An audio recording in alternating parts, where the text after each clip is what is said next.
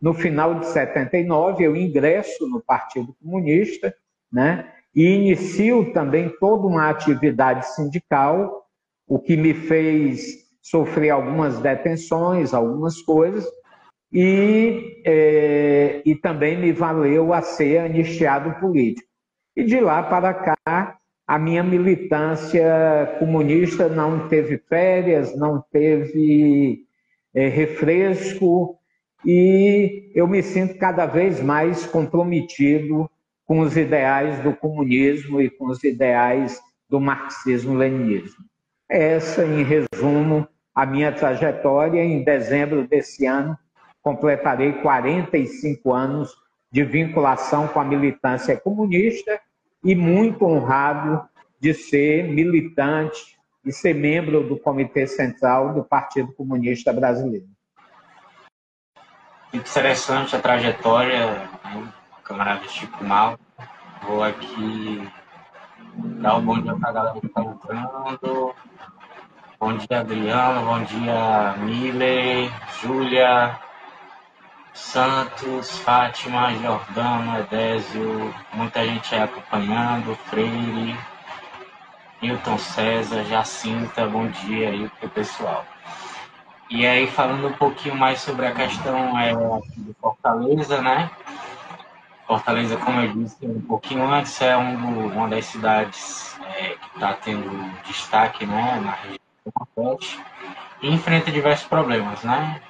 Problemas da especulação imobiliária, problemas também de violência, né? Problemas de transporte.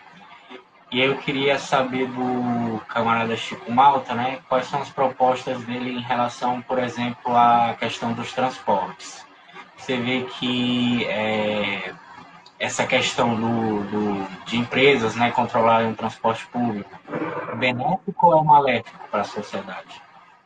Bom, primeiro que, em termos gerais, a proposta do programa do PCB é trabalhar com a ideia dos conselhos populares, né? Conselhos populares independentes, autônomos, que terão a função primordial de organização, de fiscalização, de elaboração de pauta de reivindicações e de luta, né?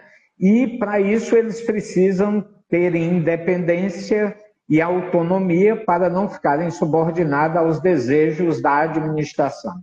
Eles serão, na verdade, o controle externo da administração na nossa maneira de ver uma administração comunista.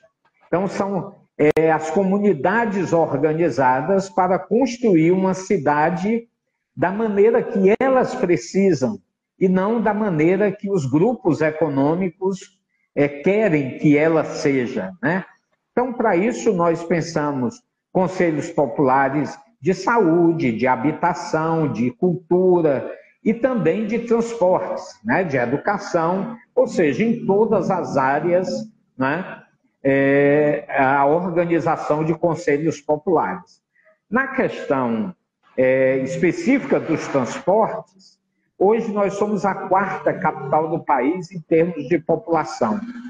Nós não temos mais condições, por exemplo, de ter a quantidade de veículos nas ruas de Fortaleza.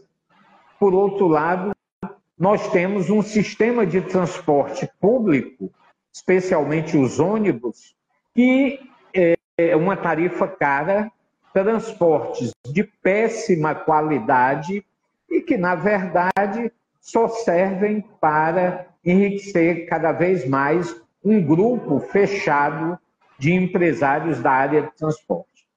A nossa proposta maior é caminhar gradativamente para a conquista da tarifa zero, mas iniciando com a gratuidade para a juventude, para os estudantes, não só da rede pública, mas estudantes universitários, mas também para os desempregados, porque a maioria dos desempregados moram nos bairros da periferia, onde os empregos não estão, os empregos estão em outros lugares.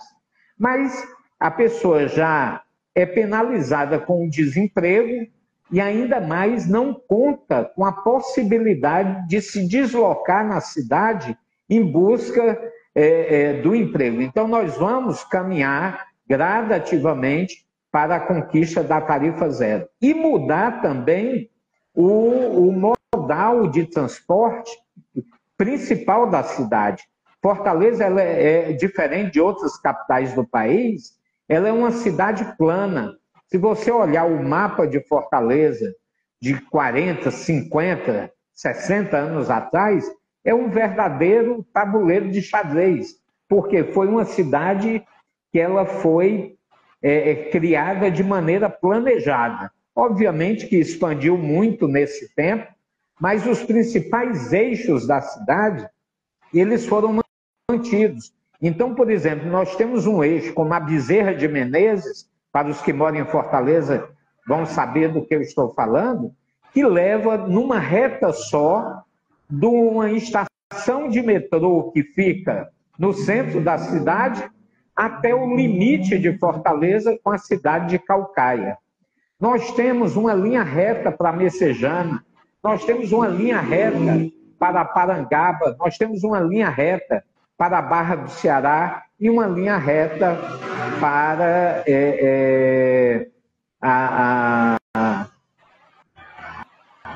o Mucuripe, me desculpe, o Mucuripe, né? Então, a proposta principal na mobilidade urbana é criar linhas de VLT com conforto, segurança, pontualidade e com uma grande capacidade de transporte de massa, para desestimular cada vez mais o uso do carro particular. De 10 carros que passam numa avenida de Fortaleza, 7 conduzem apenas uma pessoa. Então, nós vamos desestimular o uso do transporte individual para o uso do transporte de massa, especialmente as integrações do VLT. E os ônibus, eles serão usados apenas para alimentar o transporte dos bairros para os grandes terminais de ligação com o VLT nesses principais bairros de Fortaleza. A Messejana, o Mucuripe, a Barra do Ceará, o Antônio Bezerra, a Parangaba, ou seja, os principais eixos de bairros de Fortaleza. Então, os ônibus vão alimentar esses terminais e os VLTs é quem vão transportar as pessoas na cidade inteira. E os estímulos também a outras formas, como a bicicleta, o transporte comunitário, outras formas de deslocamento na cidade. É muito interessante essa proposta, né? Por exemplo, eu moro aqui no Centro Pison, né? E a linha de VLT eu acho interessante, porque a linha de VLT era para ter sido, diziam, né? Que era para ter ficado pronto na época da Copa do Mundo, né? Exatamente. Saiu bem depois, Copa do Mundo aqui no Brasil, né? Saiu bem depois, mas funciona assim, pelo menos eu não uso horários de pico, né? Mas pelos horários que eu uso é bastante efetivo, né? É um transporte que não leva muito tempo para você chegar, né? Viajar assim, muitos quilômetros e tudo, né? Pela cidade. E é muito interessante mesmo essa proposta. Passando um pouco para outro tema, em relação à saúde, né? A gente tem vários UPAs, né? Postos de saúde, mas que também não dão conta do recado, né? Por conta de diversos fatores, né? A gente tem aí, durante o jornalismo hegemônico, né, da mídia, fala que o Brasil está quebrado, todo dia o Brasil está quebrado. Só que tem de onde tirar dinheiro, viu? Tem muito, inclusive de isenção fiscal, né, que é benefício para a grande empresa. Acho que só de isenção fiscal por ano é mais de 300 bilhões, né, que as empresas grandes deixam de pagar imposto. E aí, qual é a proposta do camarada Chico Malta para a saúde, né, do trabalhador? Essa é uma das questões mais importantes, porque uma população doente, ela reflete nos diversos outros aspectos da vida. Então, a nossa prioridade, ela será a saúde preventiva, ou seja, a saúde vamos incentivar, organizar, investir de forma muito forte no programa Saúde da Família, que será inclusive ampliado para incluir não só a saúde, vamos dizer assim, tradicional, mas também a saúde mental e outros aspectos da saúde, porque nós temos que evitar que a população adoeça. Grande parte das nossas unidades de saúde, elas estão abarrotadas com problemas básicos de saúde que poderiam ser evitados com uma prevenção. Mas para que as pessoas não adoeçam, é preciso, isso é uma integração de uma série de coisas. É preciso que elas morem bem, é preciso que tenha saneamento básico, é preciso que tenha uma alimentação saudável, né? Por isso que entra a nossa proposta de reativação e de ampliação dos restaurantes populares, porque a filosofia do PCB é cada vez mais coletivizar a vida. Por exemplo, não tem sentido todo mundo fazer alimento em casa, né? Se você pode ter um restaurante popular nutricionalmente, com a comida nutricionalmente balanceada, né? Com profissionais que vejam isso a um preço extremamente barato. Então, as pessoas vão preferir comer no restaurante popular do que fazer alimento em casa todo dia. E voltando para a questão da saúde especificamente. Então, nós vamos ampliar fortemente o programa de saúde da família para que ele funcione de fato, para que a gente possa, inclusive, enfrentar a indústria farmacêutica, que ela não quer que a população, ela não tem interesse nenhum em ter uma população saudável, porque aí como é que vai comprar o Dorflex, como é que vai comprar o remédio para dor de barriga, como é que vai fazer isso aqui. Por outro lado, nós temos que equipar os nossos postos de saúde, porque é uma brincadeira.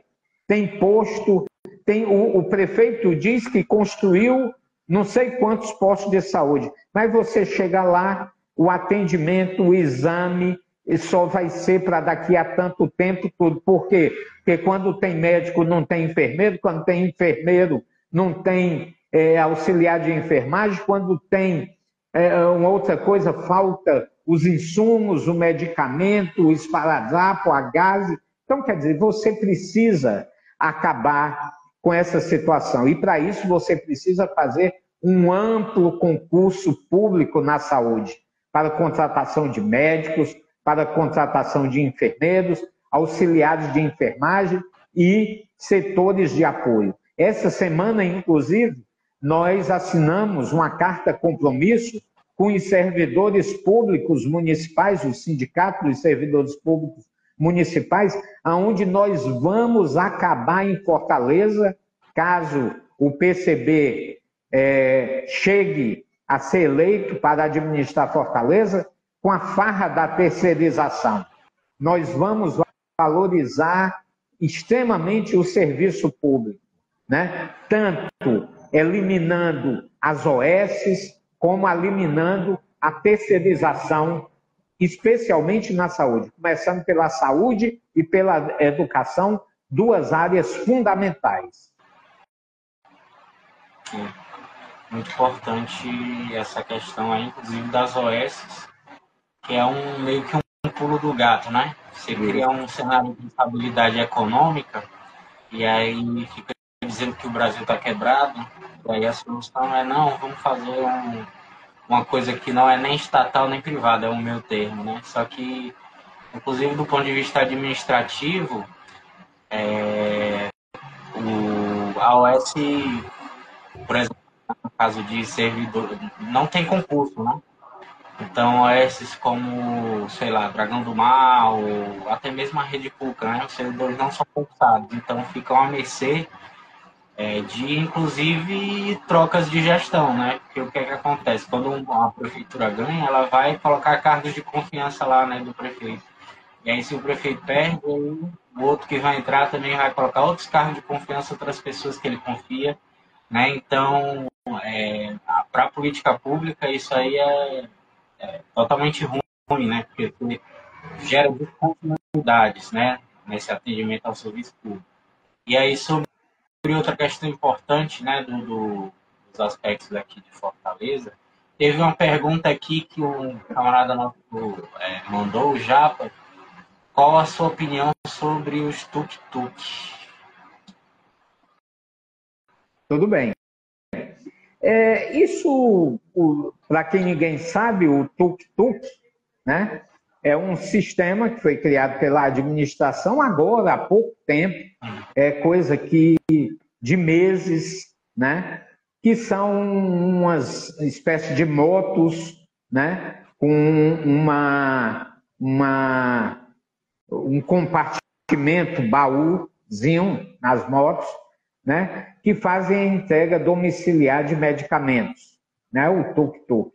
Mas ainda é um programa muito tímido, né? Tudo aquilo que estiver implantado na prefeitura e que for em benefício da população, mas quando a gente fala é principalmente a classe trabalhadora, é principalmente o povo da periferia, tudo aquilo vai ser visto de maneira positiva. Não vai ser um programa isolado.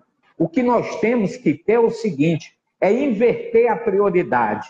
Nós temos duas fortalezas, uma fortaleza dos ricos e uma fortaleza da periferia, dos pobres, uma fortaleza que tudo funciona, que tudo tem, e uma outra fortaleza que tudo falta. Nós vamos inverter essa lógica, porque se nós passarmos 50 anos investindo na periferia, investindo para as populações que precisam, sem um centavo de investimento para os ricos, ao final de 50 anos, eles ainda terão lucro, porque todas as administrações, né, nos últimos 50 anos, a prioridade é os bairros mais ricos. Não é à toa que nós temos um dos metros quadrados em determinados bairros mais caros do país, mas em contraste a isso, nós temos 8.500 pessoas vivendo em situação de população de rua, com apenas 2 centros POPs funcionando, né, para dar atenção a essa população de rua. Enquanto isso, nós temos mais de 150 mil famílias necessitando de moradia em Fortaleza, e nós temos mais de 170 mil imóveis desocupados na cidade de Fortaleza. Então, quer dizer, é um outro ponto que nós vamos enfrentar de maneira muito decidida, é essa questão da habitação, entendendo a habitação como todo um sistema que envolve não só a moradia, mas envolve a saúde, a educação, os equipamentos esportivos, culturais.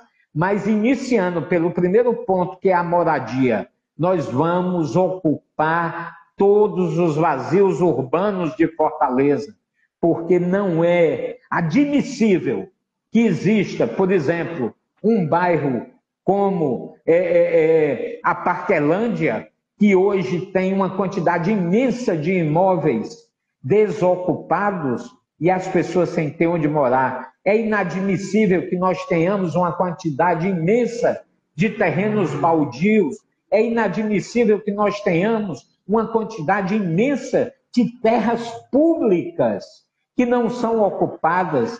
Tenhamos uma quantidade imensa de prédios públicos fechados que só dão prejuízo para a administração pública. Então, nós vamos transformar tudo isso em moradias populares.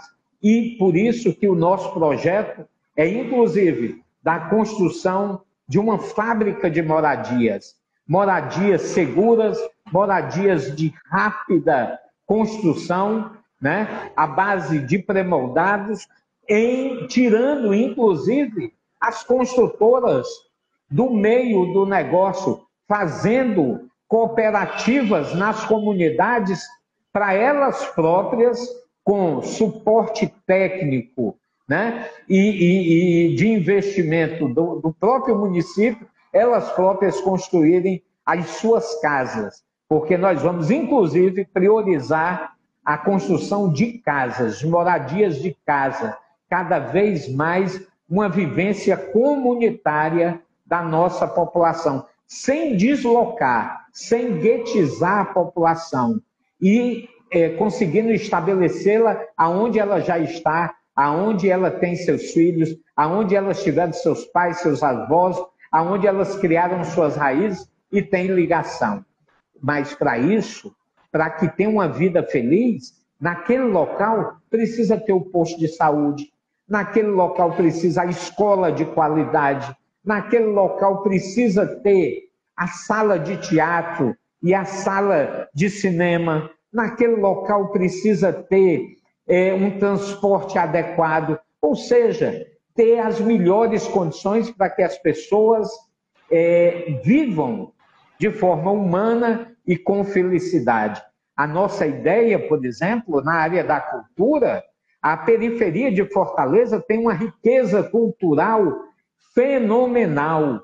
Então, nós vamos criar salas de teatro e salas de cinema nos principais bairros da periferia e vamos criar um circuito permanente de teatro e cinema entre os bairros da periferia, para que a Messejana possa levar seus artistas para Parangaba, a Parangaba possa levar os seus artistas para a Messejana, para o Pirambu, para o Janguruçu, né? Para o Conjunto Ceará, e isso nós temos um circuito permanente de arte e cultura para o nosso povo. E os equipamentos esportivos, né? Nós precisamos proteger a nossa juventude. E proteger a nossa juventude é integrá-la na sociedade, é fazer com que ela tenha entusiasmo em viver aquilo que a administração pública proporciona e não ser algo indiferente a ela. Muito interessante as propostas, né? Me pegou muito o campo da cultura, né? Mas eu sou meio suspeito para falar, porque, enfim, é um dos campos que eu gosto bastante e atuo. Inclusive, porque eu trabalho na rede pública, então eu vejo quase todo dia, né? Muita gente da periferia lá fazendo curso, né? Mostrando seu trabalho, seja na área de cinema, fotografia, teatro, dança, música, né? São várias áreas assim. Inclusive apresentações artísticas, por exemplo, né, no Dragão do Mar, que são shows gratuitos, né, que inclusive trazem figuras do Brasil todo, né, e que figuras locais abrem os shows, então serve como divulgação também, mas ao mesmo tempo há um atraso também nos pagamentos, né, muitos artistas aqui locais, né, denunciam isso, né, que há sempre um atraso em relação a pagamentos e tudo. E isso é um dos entraves, inclusive, porque o Dragão do Mar é um OS, né? Uma organização social. Isso. Então a administração está meio que privatizada, né? E aí, em relação a esses cineclubes, né?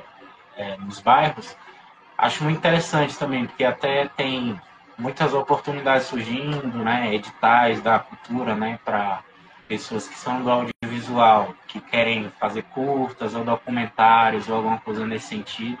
E a galera pega recursos, né, disputa o edital, vai lá e faz, mas muitas vezes tem um ambiente limitado para expor sua arte, né? E é muito importante, inclusive, para fortalecer o cenário local e criar, fazer com que a própria juventude, né, o próprio povo, participe dessa construção, né, da identidade local, né, regional e também nacional, né, que influencia. E o que a gente vê muito é o cinema norte-americano, né, colocando seus tentáculos em todos os cantos E aí a gente fica meio preso a uma visão ideológica, inclusive desde que cinema, gente, é entretenimento, mas também é muita propaganda, viu? Tem muita propaganda no meio, tem muita ideologia, né, da classe dominante no meio. Quem estuda semiótica, né, o estudo dos significados, significantes, vai entender do que eu estou falando, mas enfim. E aí, camarada Chico, em relação a um dos pontos importantes também, que é a educação, né, de Fortaleza. Você vai quais são suas propostas, né, nessa área da educação, inclusive da educação básica, né, das creches, né, que é uma coisa muito importante, né, deixar as crianças da classe trabalhadora em um ambiente seguro, né, em um ambiente que ela tenha como desenvolver, né, as habilidades que as crianças, nesse período fundamental, né, que você está crescendo, é muito importante você ter tanto acesso à alimentação adequada, né, para poder se desenvolver, quanto acesso à educação. E quais são as propostas nesse campo? Naquilo que cabe fundamentalmente ao município, né, que a educação básica, né, e as creches, né, hoje em Fortaleza há uma propaganda, porque parece que os gestores eles se inspiraram muito naquela máxima do nazismo, né? Conte uma mentira 1000 vezes que ela vai se tornando verdade, né? Então, a propaganda institucional, né? A mentira que é veiculada é tão grande, é tão descarada, que às vezes as pessoas vão ficando em dúvida. Pô, será se esse é um problema só no meu bairro? O outro está funcionando e aqui, porque na propaganda está tudo mil maravilhas, as crianças muito felizes, muito coisa. E a realidade não é essa. O déficit de creches na cidade de Fortaleza, ele é imenso. Quando você também consegue, às vezes, uma vaga na creche, que as filas são imensas, muitas vezes você não consegue, para o bairro que você mora, você vai ter que colocar sua criança num local distante. Aquilo já tira completamente o sentido, né, da função da creche para exatamente possibilitar o pai e a mãe exercerem a sua atividade econômica, o seu trabalho, né, e ter a criança, como você disse, num local seguro, acolhedor, né, com garantia de segurança, de alimentação, né, de higiene, né? E o que nós temos? Nós temos uma quantidade muito reduzida de creches públicas, nós temos uma outra fatia de creches conveniadas, mas essas creches conveniadas, se você for olhar, inclusive, a estrutura dessas creches, elas deixam muito a desejar, né?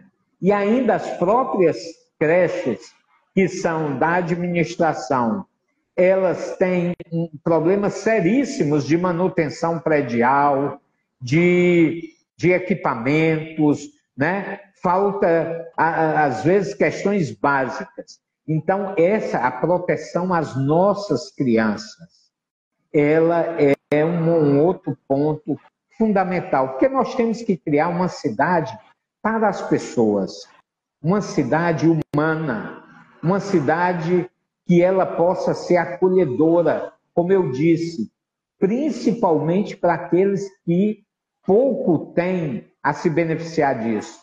Nós temos, por exemplo, no estado do Ceará, 9 dos 100 maiores bilionários divulgados pela revista Forbes, né? Mas o que é que adianta tanto dinheiro concentrado na mão de uns, quanto falta o pouco para fazer o mínimo para tantos outros, né? Então, esse negócio de se vangloriar que o PIB do Ceará, o PIB de Fortaleza cresceu, é um dos melhores, tudo, mas a injustiça social, a concentração de renda aqui é feroz. E nós precisamos ir mudando essa situação. Aí vão perguntar, mas o PCB vai fazer o comunismo na administração de Fortaleza?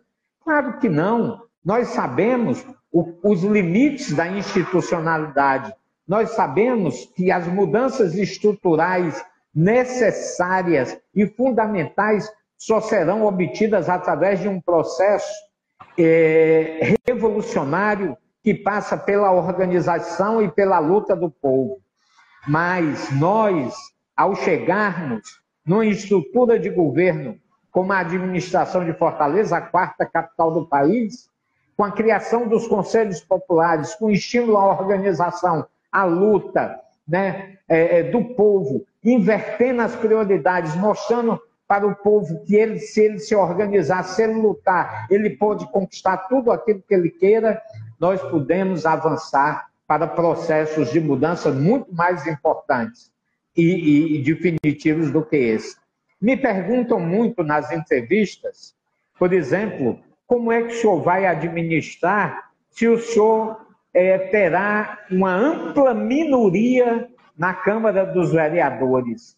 Eu digo, vocês se enganam, porque nós vamos administrar utilizando instrumentos da democracia direta do povo.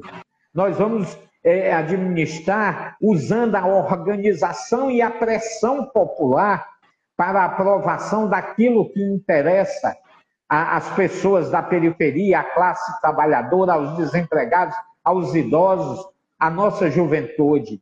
Então, nós teremos milhares e milhares de vereadores que serão o povo de Fortaleza, que estará lá, na porta da Câmara Municipal, fazendo pressão para aprovar. E eu duvido muito que algum vereador vá ter a coragem de votar em algum projeto contra a moradia, contra a saúde da família, contra uma educação de qualidade, né? Contra benefícios para essa população.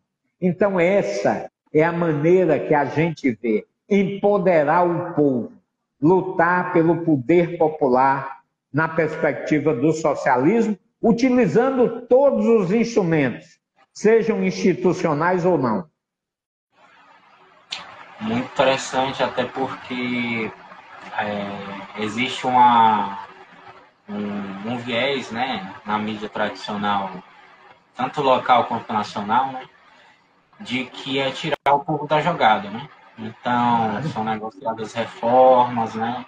Entre aspas, reformas, né? Por exemplo, as reformas do Temer, que são passadas a toque de caixa, né? Muito rápido, sem nenhuma discussão, nem no Congresso, quanto menos com o povo, né? E através de barganha política mesmo, que são aprovadas essas reformas, né? Negociadas e tudo, e deixam de colocar o povo na jogada, que é justamente o povo que ou vai ser beneficiado por determinada política ou vai ser contra, né? Então, é muito importante essa construção de espaços, né, de organização popular, né, de conselhos populares, né, onde o povo mesmo vá, emita suas opiniões, aprenda mais sobre a questão, né, do Estado, como é que funciona o Estado. Esse processo, inclusive, é muito importante, inclusive, para conscientização e para, como é que eu posso dizer, mesmo, digamos assim, uma evolução de pensamento, né? Porque as pessoas tendem a achar que, inclusive na mídia, isso aí, as nossas elites amam dizer isso, que o nosso povo é burro, que não entende nada. Não é que o nosso povo é burro, né? O nosso povo tem, assim, um déficit de educação muito por conta do Estado mesmo, né? O Estado, ele foi deixando de atuar em várias áreas, e aí o nosso povo ficou à mercê da iniciativa privada, mas também o salário não dá conta, né? Você vai pagar aluguel, você vai pagar alimentação, você vai pagar várias coisas. E aí isso fica meio que na penumbra, né? E aí sobre essa questão... Pode falar. Não, é uma questão importante que você coloca, que eu gostaria de pontuar, que também mostra uma mudança de pensamento nossa, dos comunistas, em relação a esses outros que estão aí. Porque para nós determinadas questões não podem ser consideradas como mercadorias. A vida não pode ser mercantilizada em todas as suas dimensões. Então, tem determinadas questões que elas são direitos, como, por exemplo, o direito à energia elétrica não dá para o povo viver fazendo gato para ter direito à energia elétrica. Uma energia elétrica de péssima qualidade, depois que foi privatizada, falta energia nos bairros de Fortaleza todos os dias. Nós não podemos ter como mercadoria o fornecimento de água potável. A água tem que ser, é um direito básico, inclusive à vida. Então, não pode ser uma coisa que seja um direito para aqueles que podem pagar e seja uma privação para aqueles que estão desempregados, que não podem tudo. Então, a água, a energia, a saúde, a educação são pontos, né? A moradia são pontos que não podem ser mercantilizadas. E é o que se tornou a vida, a nossa vida se tornou produto consumidor de tudo. Então, uma das máximas que nós temos é priorizar a vida acima dos lucros. E vamos enfrentar esses problemas em todas as dimensões daquilo que cabe à administração municipal, né? Que é muito limitada em muitas coisas. Mas nós vamos fomentar esse debate. Nós seremos uma pedra no sapato da burguesia e daqueles que só querem lucrar em contraposição à miséria do nosso povo. E, se você me permite, eu não sei quanto tempo ainda nós temos aqui de programa, aqui tem bastante tempo. Eu não posso deixar de expressar aqui a minha solidariedade ao camarada, ao deputado Glauber Braga, que está sendo vítima da mais vil perseguição por esse Congresso que está aí. Esse mesmo Congresso que, ao mesmo tempo em que persegue Glauber Braga, um verdadeiro parlamentar comunista, é o mesmo Congresso que quer anistiar os golpistas de 8 de janeiro. É o mesmo Congresso que, a toda eleição, passa a mão para anistiar as irregularidades dos partidos em relação à cota de mulheres, em relação ao financiamento público, em relação a uma série de irregularidades. O PCB é um partido que há vários anos faz campanha e enfrenta tudo isso sem receber um centavo do fundo eleitoral, enquanto outros partidos têm recebido milhões, e é milhões mesmo, né? O PCB não tem um segundo na propaganda eleitoral gratuita.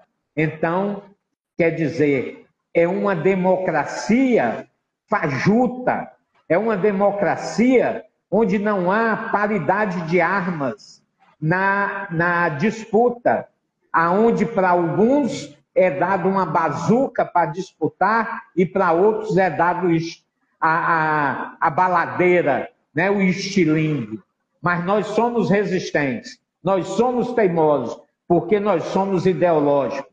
E um partido como o PCB, com 102 anos de luta, não vai arregar em momento algum. E se nós temos o estilingue, nós resistiremos da mesma forma que o povo palestino resiste frente ao sionismo de Israel. Então, eu não poderia, numa oportunidade dessa, que nós estamos falando para muitas pessoas, de registrar essas duas questões. A questão da solidariedade ao camarada Glauber Braga, a solidariedade ao povo palestino e a denúncia desse processo eleitoral desigual que ocorre hoje no Brasil. Muito importante, a gente presta também solidariedade ao Glauber Braga, ao povo palestino, né? Inclusive essa questão da última reforma política que teve, né? Que assim é uma, como você disse, é uma democracia fajuta, né? né? Porque um partido como o PL do Bolsonaro receber a maior parte da verba, né, para as eleições, é o próprio sistema ajudando o sistema a cair, o autoritarismo a voltar, né? Porque aí você bota milhões aí na conta do PL, aí o PL vai patrocinar candidaturas, né, enfim, neofascistas, e o próprio, até mesmo o próprio Bolsonaro que está recebendo aí, não pode se candidatar, né, perdeu os direitos, né, de se candidatar, e mesmo assim está recebendo um salário altíssimo, gordo do PL. A mulher também recebe um salário altíssimo, né? E aí, enfim, isso aí como você disse, é uma questão muito fajuta. Sobre essa questão, já que a gente entrou na questão da própria do autoritarismo também, né? Um dos pontos importantes que eu tenho até visto, tenho estudado um pouco mais, né? Essa questão da ditadura, da lei da anistia e tudo, né? Que os próprios militares fizeram e foi feita para beneficiar eles mesmos, né? Para que eles se safassem dos crimes que cometeram, né? Como a tortura, como a prisão, né? De pessoas que estavam atuando na política naquele momento, né? Prisões arbitrárias e tudo. E a própria lei da anistia foi feita, né, justamente para que eles nem fossem investigados, nem começaram as investigações e os caras já foram anistiados. Mas aí tem como é que eu posso até dizer, tem um pecado original aí, né? Como é que os caras nem foram investigados, nem foram condenados e já são anistiados? Para você ser anistiado, você precisa passar por algum tipo de condenação, né? E nesse período, né, foi feita essa lei justamente para passar o pano, né? Para colocar a sujeira para debaixo do tapete. E hoje a gente tem, por exemplo, uma incongruência, né? Que é no Palácio da Abolição, aqui do governo do Ceará, você tem uma frase do ditador Castelo Branco. É um palácio que devia servir à democracia, né? O nosso estado já tem como é que se diz? Uma fama de ser o estado a ter abolido a escravidão primeiro e tudo, né? Por isso que o nome é Palácio da Abolição. Tem a Avenida Abolição, tem o Dragão do Mar, que é um dos símbolos, né, de resistência, né? Um homem negro, jangadeiro negro, marinheiro, né? Que lutou contra a escravidão, disse que não ia mais transportar escravizados, pessoas escravizadas aqui no litoral, suas embarcações não iam mais fazer isso. E aí a gente tem esse contrassenso, né, que é justamente a frase do Castelo Branco, quando a gente entra ali no Palácio do Governo do Ceará. E muitas pessoas ditas de esquerda, viu, passaram por lá, Tasso Gereissati, que a gente nem considera, né, mas naquele tempo PSDB, social-democracia, centro-esquerda, né, Tasso Gereissati, Ciro, Camilo, humano, todos passaram e ninguém, até hoje, né, não tirou aquela frase. E eu gostaria de perguntar ao Chico Malta como você vê esse processo do período da ditadura, né? Eu sei que você já era militante na época, como foi esse processo de enfrentamento? Bom, essa pauta da memória, verdade, justiça, né, e da justiça de transição, ela é uma pauta muito afeita, né? Eu sou membro do Comitê Memória, Verdade e Justiça do Ceará, né? E começando por onde você mencionou, né? É uma verdadeira contradição nós termos o Palácio da Abolição colado ao mausoléu que até bem pouco tempo guardava os restos mortais do primeiro ditador do período empresarial militar no Brasil, que é o ditador Castelo Branco, né? Aonde a historiografia oficial, primeiro, não o denomina como ditador, segundo, o valoriza como marechal, né? Como um cearense que foi notabilizado como presidente da República, né? O primeiro presidente da ditadura militar, um ditador, né? E o Comitê Memória, Verdade e Justiça tem uma luta antiga, né, para a requalificação do mausoléu Castelo Branco, para transformá-lo num memorial de resistência, um memorial da resistência e de memória da... Isso é algo que... Oi? Não, já voltou, foi... mas voltou agora, estou te escutando de novo. Tá. Que já foi tentado algumas vezes, né? Mas todas as vezes tentam desvirtuar para transformar aquilo num museu, para transformar aquilo numa galeria de arte, ou seja, há uma resistência muito grande a nós fazermos daquele equipamento um instrumento de memória, né, a luta do nosso povo, a luta daqueles que sucumbiram, que morreram, que foram exilados, que enlouqueceram, aqueles que foram perseguidos, que perderam seus empregos, aqueles que perderam suas famílias nesse período de 21 anos que nós passamos no período empresarial militar no Brasil, né? Então, isso é uma luta muito grande que nós temos. Em termos de Fortaleza, a proposta que está no nosso programa é de nós criarmos, inclusive, uma comissão da memória, verdade e justiça municipal, para que nós possamos enfrentar aqui a mudança do nome de todos os logradouros públicos que homenageiem a pessoas que colaboraram ou que participaram diretamente do período da ditadura militar. É inadmissível que a praça que fica em frente ao Liceu do Ceará tenha o nome de Gustavo Barroso, um fascista declarado, e que lá esteja também depositado os seus restos mortais e tenha ainda uma estátua em homenagem a esse fascista, a esse integralista brasileiro que era cearense de Fortaleza. Nós temos escola com o nome de Gustavo Barroso, nós temos escola com o nome de Marechal Castelo Branco, nós temos avenidas e ruas e praças que homenageiam pessoas que foram ligadas à ditadura direta ou indiretamente. Então, se o PCB chegar à Prefeitura de Fortaleza, nós iremos lutar para mudar e para homenagear aos lutadores em todos os campos, né? Na arte, na política, em todos os campos, para que esse país conseguisse derrubar essa ditadura militar, né? O Brasil foi um dos países em que esse processo da justiça de transição funcionou de maneira mais rasteira, mais,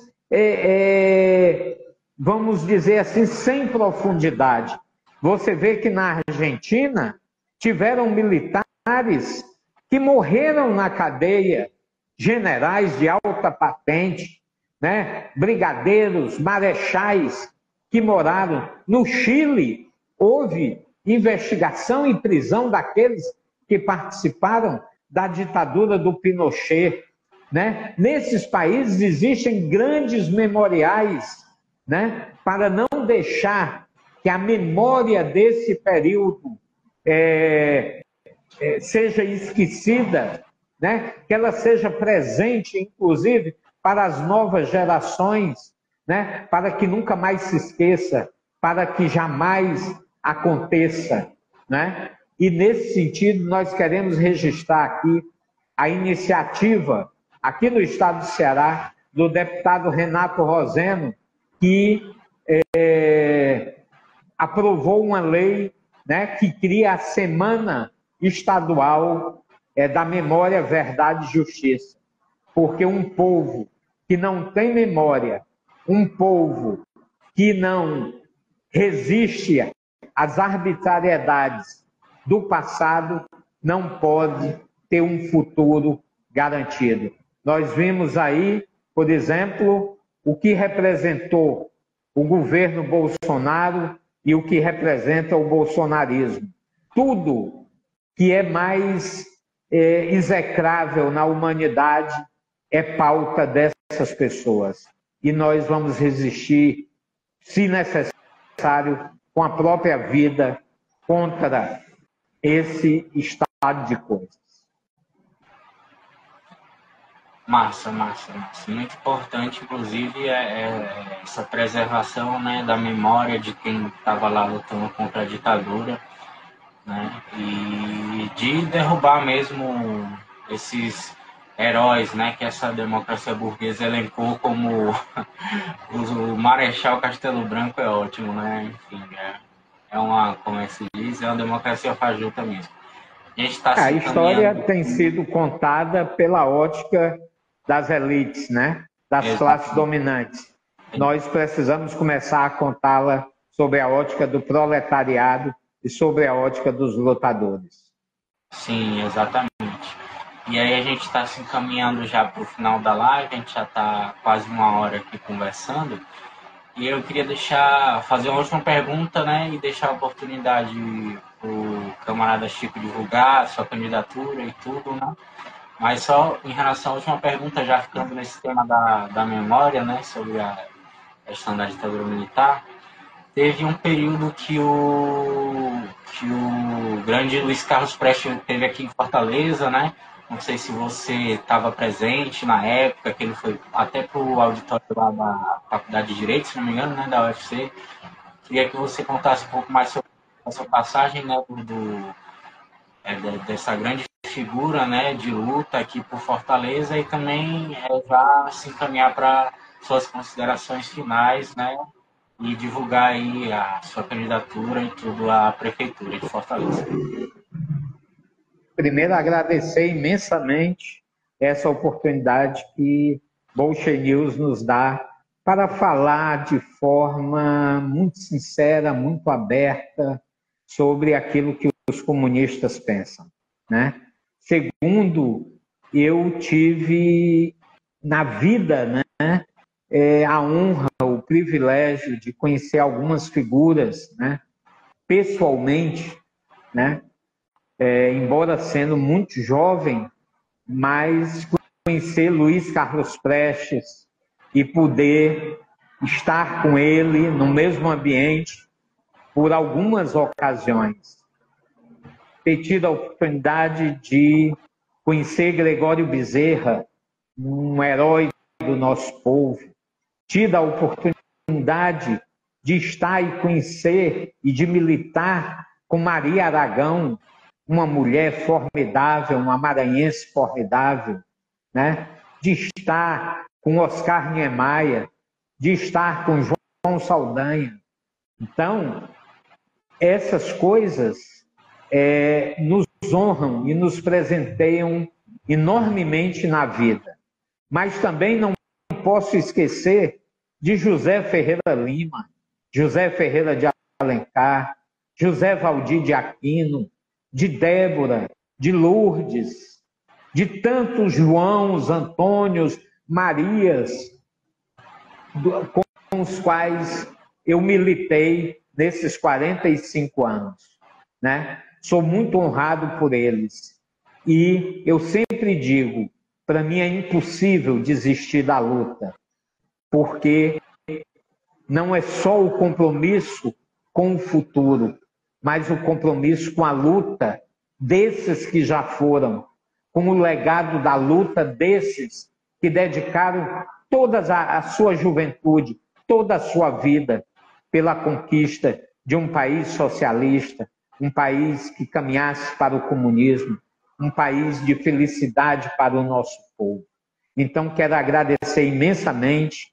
Sou Chico Malta, candidato a prefeito de Fortaleza, com o número 21, tendo como candidato a vice-prefeito meu camarada de lutas do partido, camarada Roberto Santos, um pintor, operário da construção civil, diretor do Sindicato dos Trabalhadores da Construção Civil.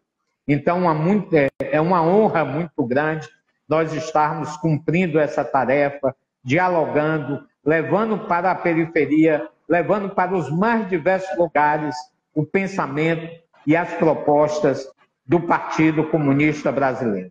Viva a Revolução, viva o poder popular, viva o socialismo, viva o PCB.